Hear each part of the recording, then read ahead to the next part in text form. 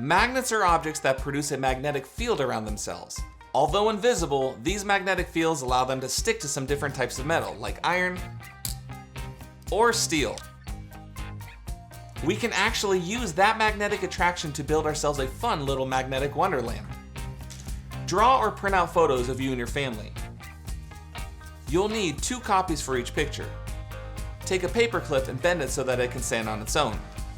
Tape or glue the photos to each side of the paperclip and place them onto a plate.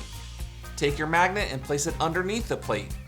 As you move the magnet, the person will begin to slide across the plate because the paperclip is attracted to the magnet. Look, Mr. C is skating all across the plate. Have fun exploring with magnets, and remember, until next time, keep learning, full steam ahead.